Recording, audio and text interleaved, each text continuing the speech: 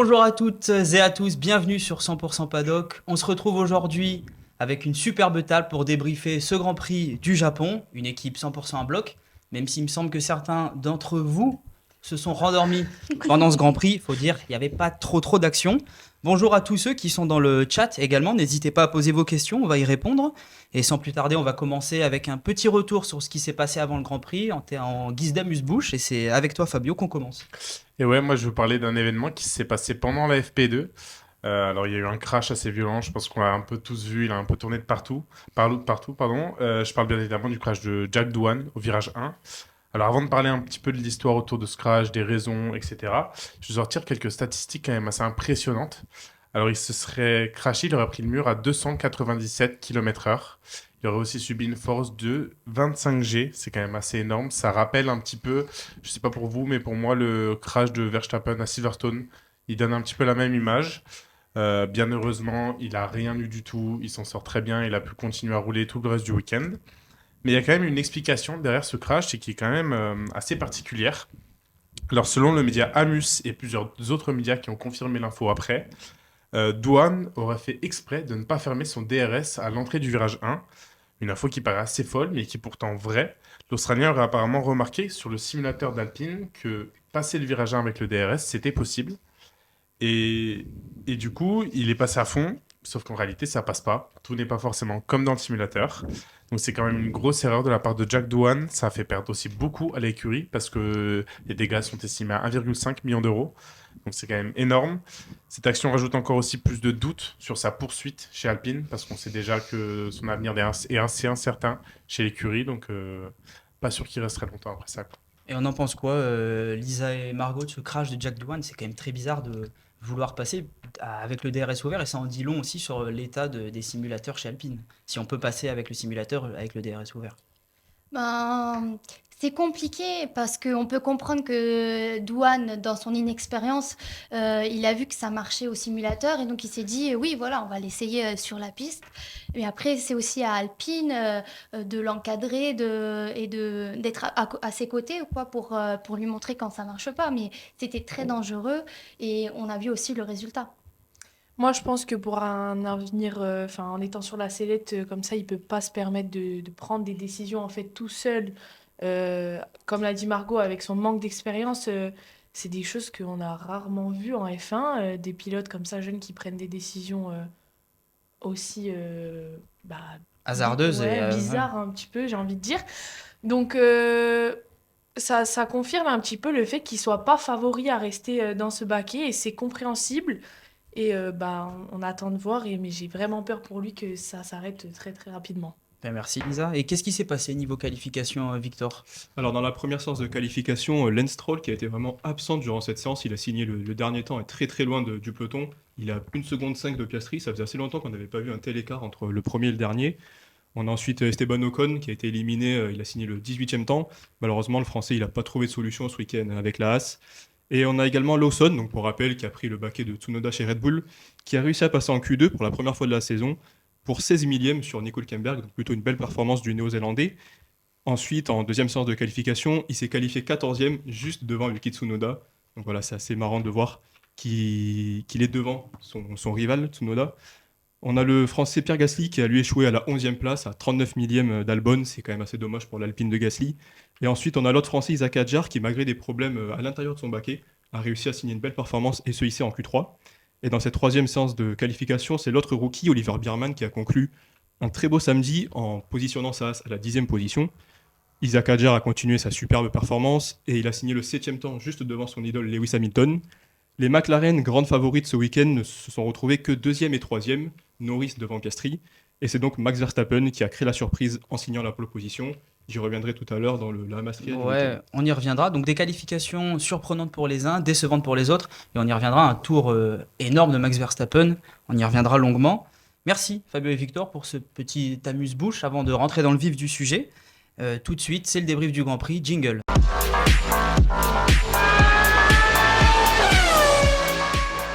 Bon, c'est vrai qu'il ne s'est pas passé grand-chose en piste. D'ailleurs, certains, comme on l'a dit, se sont rendormis. On l'avait tous un peu, c'était tous notre cas. Ça manquait d'action. Mais on a quand même trouvé des moments intéressants parce qu'il y a toujours des choses à analyser dans une course de Formule 1. Fabio, c'est encore toi qui va débuter. Tu vas nous parler de ce départ qui était pour le moins très calme. Et oui, départ rarement calme quand même. On a souvent la pression au départ. Tous un peu se demander qui est-ce qui va se cracher, comment ça va se dépasser. Mais là, ça faisait longtemps qu'on n'avait pas vu ça, à vrai dire. Après le premier tour, le top 10 était resté inchangé. Quelques pilotes ont essayé de se dépasser, mais peu ont réussi. Il y a seulement Alonso qui a réussi à passer sur Gasly dans le premier tour. Il y a déjà eu une très belle bataille entre les deux dans le premier tour, qui a profité à l'Espagnol. Bortoleto a lui aussi beaucoup de mal, malheureusement, à partir en pneus durs. Il a perdu 3 positions au départ. Il arrivera un petit peu à remonter, mais c'était une course difficile après ça pour lui. Par contre, de notre côté, on a Hamilton qui a pris un bon départ avec les pneus durs, avec tous les autres autour de lui en pneus médium. Il a réussi à garder sa position, même être un petit peu menaçant sur Isaac Hadjar. Mais oui, même après quelques tours, on n'a toujours eu aucun dépassement. Donc c'est quand même assez rare d'avoir un début de course aussi peu animé. Ouais, c'est clair. Victor, toi maintenant tu nous parles de ce qui s'est passé un peu après. C'est un imbroglio entre Verstappen et Norris à la sortie des stands. Oui, c'était le moment fort de cette course assez calme. Donc on est à la fin du 21e tour, les deux pilotes rentrent au stand en même temps. Donc c'est plutôt logique pour Max Verstappen qui couvre la stratégie de Piastri qui s'est arrêté un tour plus tôt. Par contre pour Norris, c'est un peu plus surprenant de suivre Verstappen dans la voie des stands. L'arrêt de Red Bull est de 3 secondes 3 et celui de McLaren 2 secondes 3. À cause de cet arrêt, ça permet à Norris de ressortir quasiment en même temps de Verstappen. C'est pour ça qu'on n'a pas eu d'enquête pour une safe release, parce que les deux voitures sont sorties de leur stand à peu près au même moment. Donc Norris était côte à côte avec Verstappen sur la ligne des stands. Il a désactivé le pit limiter un poil plus tôt, ce qui lui a permis de réaccélérer plus vite. Ensuite, il a essayé de le dépasser par la droite, dans l'herbe, une situation un peu surprenante. Il était à la limite de perdre sa monoplace, il a abîmé ses pneus neufs, et au lieu de se retrouver dans l'échappement arrière de Verstappen, il s'est retrouvé à plus de 2 secondes. C'est une action qui a quand même été notée par la FIA, mais qui a logiquement abouti à aucune investigation. C'était un fait de course, et ça n'est pas allé plus loin. Et d'ailleurs, les deux pilotes, on le sait qu'ils sont amis aussi hors circuit. On en rigolait en conférence de presse d'après-course. Oui, Verstappen, on le connaît, il a quelques phrases assez piquantes en conférence de presse. Il a déclaré Lando Norris a vu que l'herbe n'était pas bien coupée à droite, alors il a fait en sorte de s'assurer qu'elle le soit bien. Et Norris a aussi répondu sur le ton de la rigolade, je n'essayais pas de faire la course avec Max, j'essayais juste de couper l'herbe comme il vient de le dire. Donc ça montre un peu l'état d'esprit aussi de ce début de saison, mine de rien. On voit que Norris, il est encore à des années-lumière de Verstappen au niveau mental. Il se fait encore vraiment surpasser par Verstappen, que ce soit sur la piste ou hors piste. Donc ça montre quand même que Norris est en retrait sur Verstappen. Et toi, Lisa, par exemple, une petite question, qu'est-ce que tu en penses de cette tentative de Norris qui paraît un peu lunaire parce qu'il n'y avait pas vraiment la place et c'était un peu fou de tenter cette action à la sortie des stands. Avec le recul, je pense que c'est un petit peu dommage parce qu'il aurait pu être vraiment derrière Verstappen à la sortie de ses stands. Après, je pense que lui, dans sa tête, il s'est dit en fait, j'ai rien à perdre. De toute manière, je suis moins rapide que lui, donc pourquoi pas tenter un petit peu le diable et si ça passe, il fait le coup du siècle et là, on est tous en folie et on se dit le Grand Prix est trop bien. Donc malheureusement, c'est pas passé, mais ça me choque pas de lui. J'ai l'impression qu'il essaie de se trouver un petit peu un caractère qui est en retrait comparé à celui de Verstappen. Donc ça fait un petit peu du bien de le voir aussi s'affirmer. Dommage qu'il n'ait pas réussi et que ça l'ait, comme il a dit Victor, pénalisé sur la sortie. En fait, il s'est retrouvé très très loin. Mais je suis pas sûre que sans ça, il serait passé devant Verstappen de toutes les façons. Un peu un caractère à la Verstappen, on sait que normalement c'est le néerlandais qui aime bien ce genre de manœuvre un peu à la limite du règlement. À voir si Norris va continuer toute la saison pour essayer d'affirmer son caractère. Margot, on a aussi pas mal de rookies en forme lors du Grand Prix et tu nous en dis plus. Eh ben oui, un week-end incroyable pour 3 de nos jeunes rookies. Oliver Berman, lui, reste fidèle à soi-même et confirme tout le potentiel qu'on avait pu déjà voir l'année dernière. Le Britannique inscrit un point précieux pour As en terminant 10e, loin devant son coéquipier Esteban Ocon, qui lui est seulement 18e à l'arrivée. Et il y a 2 autres rookies en plus qui se sont quand même démarqués dans ce Grand Prix. Andrea Kimi Antonelli, 18 ans, 7 mois, 12 jours, entre dans l'histoire. Il devient le plus jeune leader de Grand Prix après avoir mené du 22e tour jusqu'au 31e pendant la fenêtre des pit-stops. Cerise sur le gâteau, l'Italien signe également le meilleur tour en course, battant le précédent record du tracé japonais. Il a tout donné, ça se voit, et il termine 6e devant Lewis Hamilton. Quant à lui, il y a aussi Isaac Hadjar qui signe ses 4 premiers points en F1, terminant 8e.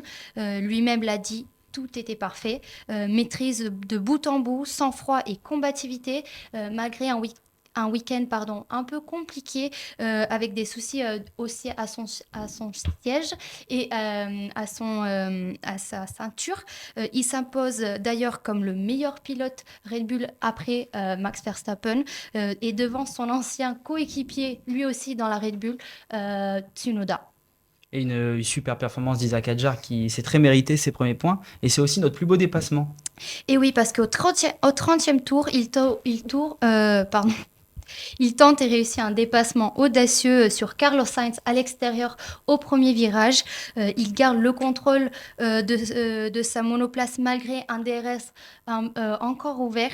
Il frôle les limites, mais ça passe. Un geste de talent pur à haute vitesse, là où Jack Doohan, lui, s'était raté. Hadjar la remporte. Comme quoi, il y a quand même eu de l'action dans ce Grand Prix. Bon, par contre, il y en a un pour qui ça n'a pas vraiment fonctionné niveau stratégie. Et tu nous en parles, Lisa, c'est Lewis Hamilton. Ouais, il s'est positionné dans un décalage stratégique qui n'a pas porté ses fruits ce week-end. Donc, il a été un des seuls à prendre le départ donc en dur, en hard. Une stratégie qui visait en fait à allonger son premier relais et tenter d'aller chercher les pilotes devant en médium après son pit stop avec une voiture plus légère, moins chargée en essence. Et du coup, c'est pas passé parce que malgré cet atout théorique, le choix des gommes ne s'est pas avéré aussi décisif que Ferrari l'espérait. Hamilton, il a rapidement souffert d'un manque de grip, même si, comme l'a dit Fabio, il prend un départ quand même assez bon pour quelqu'un qui part avec des pneus hard. Mais sur le long terme, en fait, sur son premier cours, en fait, il n'a pas réussi à maximiser l'avantage de ses pneus. Et après ce premier arrêt, donc il a été obligé de changer ses gommes. Donc, comme on le sait, il y a une règle qui stipule que les pilotes n'ont pas le droit de rouler avec le même pneu sur toute la course. Donc il a été obligé de mettre des médiums, même si sur ce Grand Prix, ils étaient étonnamment moins rapides que les hards. Donc c'est une stratégie qui lui a pas vraiment servi. Et en fait, il a rien perdu avec cette stratégie, mais il a rien gagné non plus. Je pense que comme il s'est qualifié 8e, il s'est dit il faut que je tente quelque chose pour remonter. Ça n'a pas fonctionné, il finit 7e, il prend la place sur Hadjar. Donc voilà, un petit week-end qui n'a pas réussi à porter ses fruits pour Ouais, et Hamilton. puis Mais une course à oublier aussi. Il faudra rebondir à Bahreïn. c'est surtout une qualif à oublier, je pense, parce que la course, il a quand même essayé de trouver une solution à ce qu'il avait fait le jour d'avant. Mais la qualif, c'est sûr qu'elle est très décevante, surtout quand on voit que Leclerc se qualifie 4e. Ouais, c'est sûr. Bah, écoutez, merci à vous quatre pour cette analyse. Vous voyez, comme quoi il y avait des choses à dire sur la course. N'hésitez pas à réagir dans le chat. Je vous ai posé une question sur la tentative de Norris sur Verstappen. Voilà, si vous avez un avis, on sera très heureux de le lire. Et on passe maintenant donc aux deux faits majeurs de la course qu'on a retenus. Et on commence avec Max Verstappen, comme on le disait tout à l'heure. On va revenir sur cette super performance avec la 3e ou 4e voiture du plateau en termes de rythme. C'est Fernando Alonso qui le disait. Donc là, il est allé remporter ce mythique Grand Prix. Et surtout, qu'est-ce qu'il a été impressionnant, ce quadruple champion du monde, Fabio. Ah bah oui, ce quadruple champion du monde, comme tu l'as dit, Max Verstappen, il a vraiment prouvé à tout le monde qu'il a été le meilleur pilote de la grille, je trouve, ce week-end. Rien qu'en qualification, avec sa pole position, comme Victor en a parlé, que tu vas en parler un petit peu plus tout à l'heure, mais surtout la façon dont il a géré sa course. Tout au long de la course, il était devant, avec une voiture, justement, comme tu l'as dit, 3e, voire 4e, plus rapide.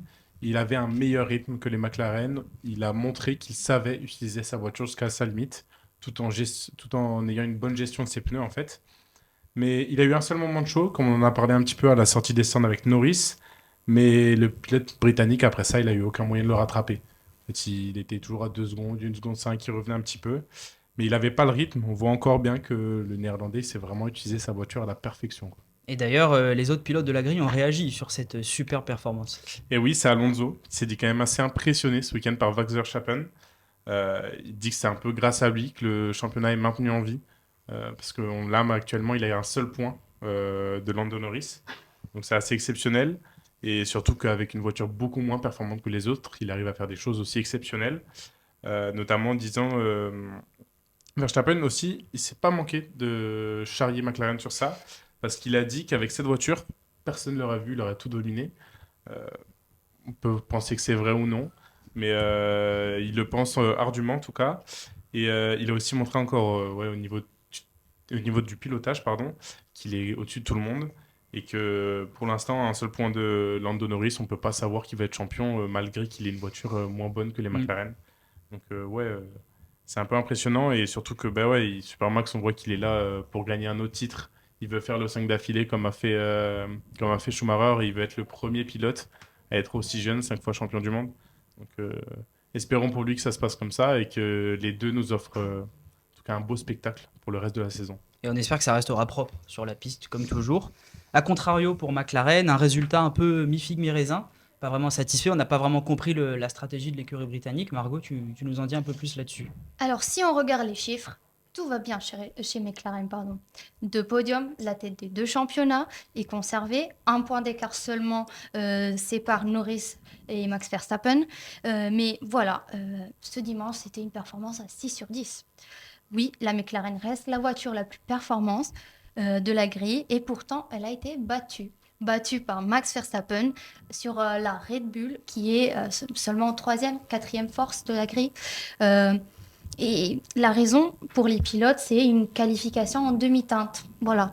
Mais au centre de la conversation reste en fait la gestion chez la McLaren. Ouais, parce que les stratégies, enfin la voiture est là, les résultats sont là au niveau comptable, comme tu l'as dit, mais la stratégie, elle semble quand même là sur ce Grand Prix manquer d'audace. Et oui, parce qu'au deuxième partie d'épreuve, Oscar Piastri, lui, tente de demander d'échanger sa place avec Norris alors qu'il est 3e. Et pour tenter d'aller chercher Max Verstappen, une requête qui reste sans réponse de la part du Muret, qui n'a pas saisi cette opportunité de maximiser des points pour aller chercher la première place. Piastri, lui, était rapide, il avait un bon rythme, mais voilà, ils ont gardé l'ordre d'arrivée, de départ. Et ce non-choix relance clairement des interrogations sur la gestion interne de chez McLaren. Surtout, ça peut être un potentiel talon d'Achille pendant cette saison où la moindre décision peut faire toute la différence. Ouais, c'est assez fou quand même de se dire que Max Verstappen n'a qu'un point de retard sur Lando Norris après 3 Grands Prix où la McLaren était quand même dominante. Surtout, on l'a vu au Grand Prix d'Australie, ils ont terminé avec une dizaine, quinzaine, voire vingtaine de secondes d'avance. Donc c'est fou que Lando Norris ne compte qu'un point d'avance. Qu'est-ce que tu en penses, Lisa est-ce que c'est un peu gênant quelque part pour Lando Norris, même s'il n'y a eu que 3 Grands Prix? Bah, c'est un petit peu décevant, c'est sûr, parce qu'au début de la saison, on nous vend la McLaren comme la plus grosse force du plateau de loin. Donc du coup, on s'attend à une dominance extrême, ce qu'on voit pas dans ce début de saison. Après, ça fait un petit peu plaisir parce que du coup, il y a plus de batailles, ça met plus de suspense. Mais pour Lando, c'est sûr que on l'attendait un petit peu plus devant et surtout, ça affirmait plus.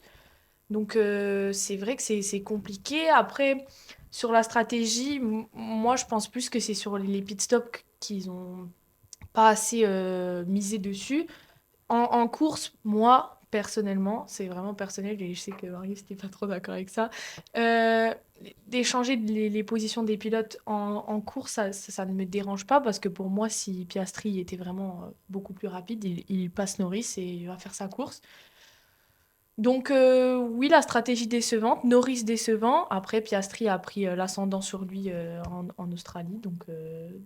Donc ça s'explique un petit peu. À voir sur le reste de la saison quand même.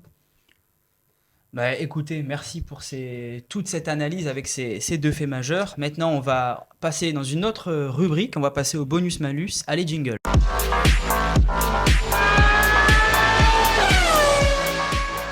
Et pour ça, dans ce bonus-malus, on va commencer par la radio qu'on a choisie pour ce week-end. C'est celle entre Hamilton et son ingénieur Riccardo Adami. Vous la voyez, elle va s'afficher à l'écran. En fait, Hamilton, en peiné dans le Grand Prix au niveau du rythme, a demandé à son ingénieur où est-ce qu'il perdait du temps.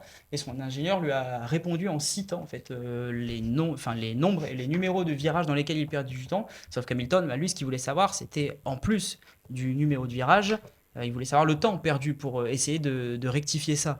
On voit aussi, c'est tout le contraste entre la communication à l'italienne chez Ferrari et la communication plus pragmatique qu'Hamilton avait avec son ingénieur Peter Bonington quand il était chez Mercedes.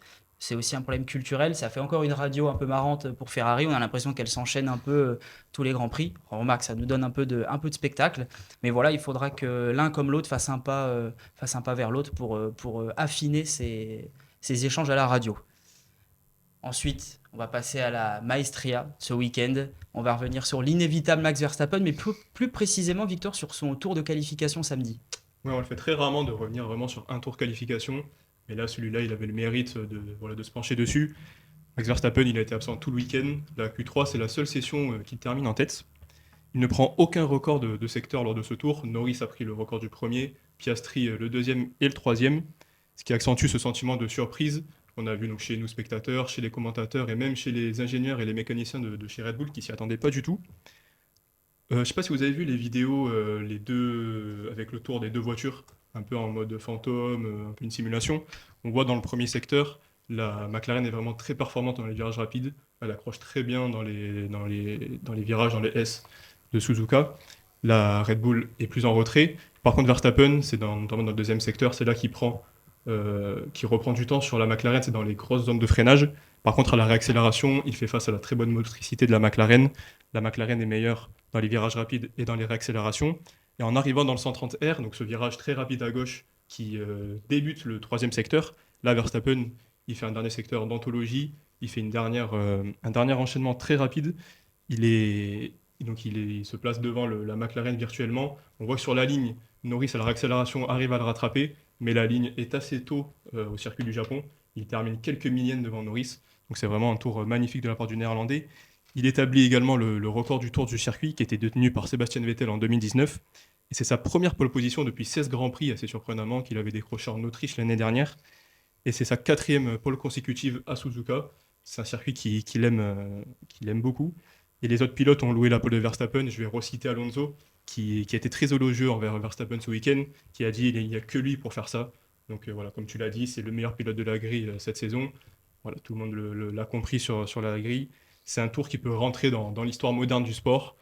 Donc je pense ça peut rentrer dans le débat, dans Ouais, les meilleurs tours. justement, Fabio, toi qui parlais de Max Verstappen au début d'émission, est-ce que tu penses que ça peut être considéré comme l'un des plus grands tours de l'histoire? On se souvient de Hamilton à Singapour en 2018, il me semble. Ouais. Est-ce que celui-là de Verstappen en 2025 à Suzuka, on va s'en souvenir? Ah, je pense que c'est un tour dont on peut s'en souvenir, peut-être pas avec autant de prestige que celui d'Hamilton à Singapour, parce qu'il avait battu normalement le chrono le plus petit fait par l'ordinateur. Mais oui, bien évidemment, il rentre dans cela, je pense. Après, ne pas oublier aussi celui de Jeddah en 2021, malheureusement jamais fini par Max Verstappen, mais s'il avait fini, il serait sûrement dans les livres d'histoire celui-là. Margot, maintenant tu nous parles de notre bonus. Et oui, le bonus, il va à Alexander Albon. Le pilote thaïlandais termine 9e et continue sa belle série. En effet, depuis le début de la saison, il ramène des points à chaque Grand Prix. Une régularité très précieuse pour le team Williams. Il faut souligner que c'est la première fois depuis 2017 que l'écurie de Grove inscrit des points lors des 3 premiers Grands Prix consécutivement. Preuve que cette monoplace version 2025 est capable de jouer dans le peloton avec constance. Après 4 Grands Prix, Albon est 7e avec 18 points dans le classement pilote, se plaçant en milieu des 2 Ferrari de Leclerc et Hamilton. Un exploit qui impressionne, surtout quand on sait que c'est grâce à lui que Williams, dans le classement constructeur, est 5e. Ouais, et puis justement, on va pas basculer sur le malus et on va parler du coéquipier d'Alex Albon. Lisa, c'est Carlos Sainz. Oui, celui qui impressionne pas justement ce week-end, c'est Carlos Sainz qui a vécu un week-end extrêmement compliqué, donc c'est bien mérité qu'on le retrouve dans ce malus. Le pilote Williams, donc le coéquipier d'Albon, a signé une qualification extrêmement décevante, 15e, bien loin de Albon qui finit lui 9e. Et malheureusement, la course, c'est pas avéré meilleure. Sainz n'a pas gagné de position au départ. Il a commis une très grosse erreur au tour 27 en bloquant ses roues. Donc il a tiré un petit peu tout droit. Et c'est une erreur qu'il a payée cash 3 tours plus tard parce qu'il se fait doubler par Isaac Hadjar. Donc bon, bref, c'est un week-end à complètement oublié pour l'Espagnol. On espère qu'il va plus prouver l'ascendant qu'il devait avoir sur son coéquipier dans cette équipe. Merci à tous les 4 pour ce bonus-malus et tous les pilotes dont on voulait parler aujourd'hui. Comme quoi, même sans un Grand Prix passionnant, on peut trouver des choses à dire et on peut faire des analyses. À savoir, pour la petite anecdote, que les 19 pilotes du Grand Prix ont terminé dans le même tour. Ce qui n'arrive pas souvent, puisque l'année dernière, il n'était que 9 à avoir terminé dans le tour du leader, qui était Max Verstappen. comme toujours. Et en 2019, seulement 5. Donc, même si le Grand Prix n'était pas passionnant, on voit à quel point il y a une convergence des performances avec cette nouvelle réglementation et que quelque part, ça reste passionnant de suivre justement ce rapprochement de toutes les monoplaces. Le chat, et n'oubliez pas de nous donner votre avis sur cette convergence des performances. Voilà, on voit que vous êtes nombreux à nous suivre. Pour nous, c'est le moment de passer un petit jeu. On va parler du prochain Grand Prix à Bahreïn et on va voir si vous connaissez bien ce tracé et ce qu'il s'est passé dessus. Est-ce que vous êtes confiant? Non. Non, pas du Là, tout. ça va être dur. Ça. C'est simple, vous avez les buzzers, donc je lis la question et quand vous avez la réponse, vous buzzez et on voit. C'est un point par question. Ok. Quand a eu lieu le premier Grand Prix de Bahreïn? Victor? 2004. C'est 2004, c'est la bonne Oh, réponse. bravo. Un point. Bravo. Deuxième question, combien y a-t-il de tours à faire? Euh, Fabio? 62. Non. Lisa? 67. Non. 58. Non. 65. Non. Bah, personne n'a la réponse, c'était 57 tours. Ah, Pas loin. j'étais À près. une, loin. ouais, Ouais, pas non, loin. je ouais. savais, mais... Pas de points, ça compte Pas pas. de points. C'est un tour de trop. Combien y a-t-il de virages?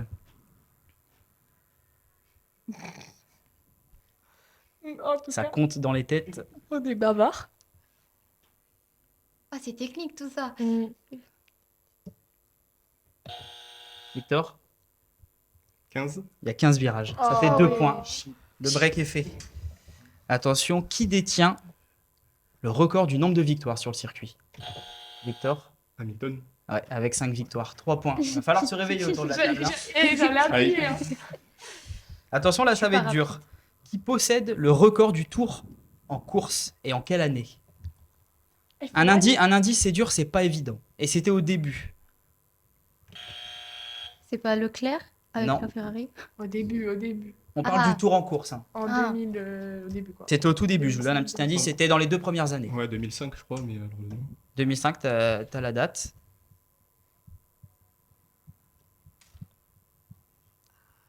Ah, je sais, c'est compliqué.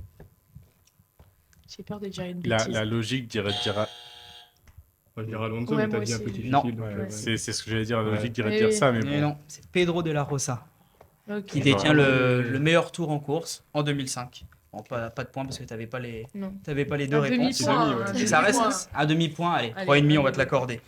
6e question. Romain Grosjean a eu un accident fou sur ce circuit, on s'en souvient. Mais en fait, c'était en quelle année? Attention, je veux le mois et l'année. Victor, du coup? Septembre 2020. Non. Lisa? C'était en mars 2020. Pas du tout. Décembre 2020. Pas du tout. Novembre 2020. Novembre. Le 29 novembre 2020, Romain Grosjean avait son accident terrifiant où sa voiture s'était coupée en deux dans le rail à la sortie du 4e virage. Ça fait encore un point à Victor, ça fait 4,5. 7e question et avant-dernière. On avait dit qui MVP déjà? Avant-dernière question, un pilote a réalisé le premier hat-trick de sa carrière à Bahreïn. Donc le hat-trick, c'est la pole, le meilleur tour et la victoire lors du Grand Prix. C'est 3 choses. Mais en fait, c'était qui ce pilote? Et surtout, en quelle année, Margot? C'est Leclerc. C'est Leclerc, mais en quelle année? Euh, Normalement, tu peux le déduire assez facilement. 2021. Non, Oh, putain. 2019. non. Mince. 2022. 2022, évidemment. Mince. Il l'a gagné qu'en 2022, Ouais. le Grand Prix de Bahreïn. Voilà. Ok. Je mérite quand même une Vous partie avez de points. chacun un Allez, un demi-point. demi-point. Ça fait un demi-point chacun. Il aurait mérité en 2019, mais bon, malheureusement. Ouais. Malheureusement, le ok. moteur en a décidé autrement. Dernière question. Quand a eu lieu le premier Grand Prix de Bahreïn, mais cette fois de nuit? Victor? 2014. 2014, effectivement. On s'en souvient, c'était Mais- le duel c'est entre possible. Hamilton et Rosberg étincelant en ouverture de la saison. Bon, ça fait 5,5 pour Victor et 0,5, 6,5 même. Et 0 pour moi. Ah, bref. Ah, cette fois, c'est pas moi qui perds. Victor vous a écrasé tout simplement. Simplement. Vous ferez mieux la C'est prochaine Verstappen fois. de l'émission. je dis ça à chaque fois. Bon, c'est déjà la fin, c'est déjà le temps de se quitter. Un grand merci à vous, c'était un véritable plaisir de vous retrouver encore une fois. On était complètement à bloc comme à chaque fois, très content de débriefer ce Grand Prix du Japon. On dit merci à Alexis qui était en régie comme très souvent et qui nous a aidés sur les vidéos et sur les photos. Donc merci à toi Alexis. On se donne rendez-vous dès la semaine prochaine pour suivre nos pilotes à Bahreïn justement. lundi prochain dans l'après-midi. À très vite sur 100% Paddock. Au revoir. Très vite.